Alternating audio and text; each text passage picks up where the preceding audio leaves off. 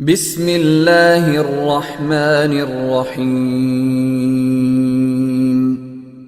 السلام علیکم ورحمۃ اللہ وبرکاتہ۔ الحمدللہ حمدا کثیرا طیبا مبارکا فیہ، والصلاة والسلام علی سید المرسلین محمد وآلہ وصحبہ اجمعین، اما بعد۔ حاضرین و ناظرین، یہ درس قرآن نمبر 571 ہے اور آج سورۃ الانعام کی 3 آیتوں کی تلاوت و تشریح کی جائے گی۔ آیت نمبر 66، 67 اور 68، 66، 67 and 68۔ اعوذ باللہ من الشیطان الرجیم، بسم اللہ الرحمن الرحیم۔ وَكَذَّبَ بِهِ قَوْمُكَ وَهُوَ الْحَقُّ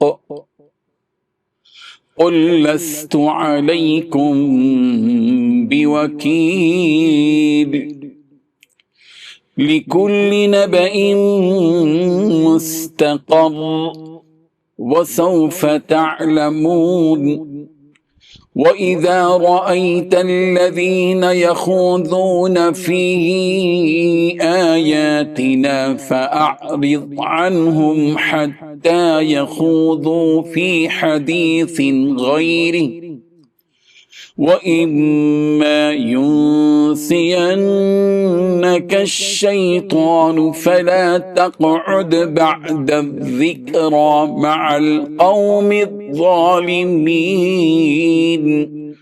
صدق اللہ العظیم۔ لفظی ترجمہ یوں ہے، وَكَذَّبَ اور جھٹلایا بھی اس قرآن کو قوم کا آپ کی قوم نے، وَهُوَ الْحَقُّ حالانکہ وہ حق ہے۔ قل کہہ دیجئے، لست میں نہیں ہوں علیکم تم پر بوکیل نگہبان، لکل نبأ ہر ایک خبر کا مستقر وقت مقرر ہے، وسوف تعلمون اور عن قریب تم جان لوگے۔ وَإِذَا رَأَيْتَ الَّذِينَ اور جب آپ دیکھیں الَّذِينَ ان کو جو یخوضون مشغول ہوتے ہیں فی آیاتنا ہماری آیات میں، فَأَعْرِضْ تو آپ اعراض کریں عنہم ان سے، حتیٰ یہاں تک کہ یخوضوا وہ مشغول ہو جائیں فی حدیث غیر کسی اور بات میں اس کے علاوہ۔ وَإِمَّا يُنْسِيَنَّكَ الشَّيْطَانُ اور اگر آپ کو بھلا دے شیطان کے بعد، فلا تقعد تو نہ بیٹھیں آپ بعد ذکرہ یاد آنے کے بعد، مع القوم الظالمین ظالم قوم کے ساتھ۔ ترجمہ یوں ہے، اور اس قرآن کو تمہاری قوم نے جھٹلایا حالانکہ یہ سراسر حق ہے۔ کہہ دو کہ میں تمہارا داروغہ نہیں ہوں، ہر خبر کے لیے ایک وقت مقرر ہے اور تم کو عنقریب معلوم ہو جائے گا۔ اور جو تم ایسے لوگوں کو دیکھو جو ہماری آیتوں کے بارے میں بیہودہ بکواس کر رہے ہیں تو ان سے الگ ہو جاؤ یہاں تک کہ وہ دوسری باتوں میں مصروف ہو جائیں، اور اگر یہ بات شیطان تمہیں بھلا دے تو یاد آنے پر ظالم لوگوں کے ساتھ نہ بیٹھے رہو۔ ان 3 آیتوں میں 5 باتیں بتائی گئی ہیں۔ پہلی بات، پیغمبر تمہاری قوم نے اس قرآن کو جھٹلایا ہے حالانکہ وہ قرآن بالکل حق ہے۔ دوسری بات، تم کہہ دو کہ مجھ کو تمہاری ذمہ داری نہیں سونپی گئی ہے۔ تیسری بات، ہر واقعے کا ایک وقت مقرر ہے اور جلد ہی تمہیں سب کچھ معلوم ہو جائے گا۔ چوتھی بات، جب تم ان لوگوں کو دیکھو جو ہماری آیتوں کو برا بھلا کہنے میں لگے ہوئے ہیں تو ان سے اس وقت تک کے لیے الگ ہو جاؤ جب تک وہ کسی اور بات میں مشغول نہ ہو جائیں۔ پانچویں بات، اگر کبھی شیطان تمہیں یہ بھلا دے تو یاد آنے کے بعد ظالم لوگوں کے ساتھ نہ بیٹھو۔ حاضرین و ناظرین، قرآن مجید وہ آسمانی کتاب ہے جو حق کے ساتھ اتاری گئی ہے، اس میں باطل کی کوئی ملاوٹ نہیں ہے۔ اس قرآن کو حق کے ساتھ اتارا گیا ہے اور وہ حق کے ساتھ ہی اترا ہے۔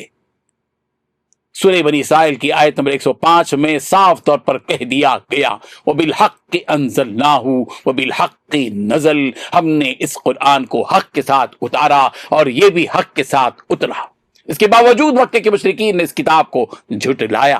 ظاہر ہے کہ مشرکوں کے قرآن مجید کو جھٹلانے کے نتیجے میں رسول رحمت صلی اللہ علیہ وسلم کو دکھ ہوا، تو اللہ تبارک و تعالیٰ نے رسول رحمت صلی اللہ علیہ وسلم کو ان الفاظ میں تسلی دی کہ پیغمبر، آپ کی قوم نے اس قرآن کو باوجود حق ہونے کے جھٹلایا، یہ ان کا جرم ہے جو انہوں نے کیا ہے۔ آپ ان مشرکین سے صاف طور پر کہہ دیجیے کہ مجھ کو تمہاری ذمہ داری سونپی نہیں گئی ہے، میرا کام تم کو دعوت حق دینا ہے، میں نے تو اپنی ذمہ داری پوری کر لی ہے، اگر تم اس حق کو جھٹلا رہے ہو تو اس کی سزا تم کو ملے گی۔ سورہ غاشیہ کی آیت نمبر 21 اور 22 میں فرمایا گیا فذکر انما انت مذکر لست علیہم بمسیطر، آپ نصیحت کر دیا کریں، آپ سے نصیحت کرنے والے ہیں، آپ ان پر داروغہ نہیں ہیں، میری یہ ذمہ داری نہیں ہے کہ تمہارا ہر مطالبہ میں پورا کروں۔ اللہ تعالیٰ کی طرف سے ہر کام کا ایک وقت مقرر ہے جس میں تم لوگوں کو عذاب دینا بھی داخل ہے، اور جب وہ وقت آئے گا تو تمہیں خود اس کا پتہ لگ جائے گا۔ بعض اوقات ایسے بھی مواقع آتے تھے کہ مسلمان اور مشرک دونوں ایک جگہ بیٹھتے تھے، مشرکوں کو قرآن مجید سے بغض اور عناد تھا، وہ اللہ کی اس کتاب کا احترام نہیں کرتے تھے بلکہ مسلمانوں کے سامنے قرآن مجید کا مذاق اڑاتے تھے اور دین کے احکام و دیگر امور سے متعلق تانے دیتے تھے۔ ظاہر ہے کہ مشرکوں کی حرکت تھی، ان مشرکوں کے شر سے مسلمانوں کو محفوظ رکھنے کے لیے بالراست رسول رحمت صلی اللہ علیہ وسلم سے مخاطب ہو کر اور بالواسطہ مسلمانوں کو بھی یہ حکم دیا جا رہا ہے کہ جب تم ان ظالموں کو دیکھو کہ وہ ہماری آیتوں کو برا بھلا کہنے میں لگے ہوئے ہیں تو ان سے اس وقت تک کے لیے الگ ہو جاؤ جب تک کہ وہ کسی اور بات میں مشغول نہ ہو جائیں، اور اگر کبھی وہاں سے اٹھنے کے لیے شیطان تمہیں بھلا دے تو یاد آتے ہی ان ظالموں کے پاس سے اٹھ جاؤ۔ ہاں، اگر وہ قرآن مجید سے مذاق والے اس کام کو چھوڑ کر کسی دوسرے کام میں اور دوسری باتوں میں مشغول ہو جائیں، ایسی صورت میں تم ان کے ساتھ بیٹھ سکتے ہو۔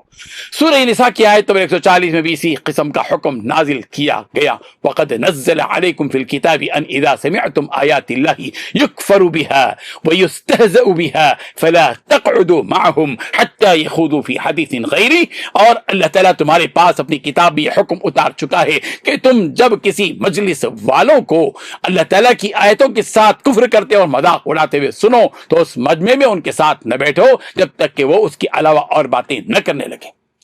اللہ تبارک و تعالی ہم سب کو ان آیات پر عمل پیرا ہونے کی توفیق عطا فرمائے، آمین۔ وآخر دعوانا ان الحمد للہ رب العالمین۔ ڈیلی درس قرآن کو سبسکرائب کیجئے، اپنے تاثرات اور مشورے ارسال کیجئے اور متعلقین کے گروپ بنا کر انہیں روزانہ درس قرآن بھیجیں اور اجر ثواب پائیں۔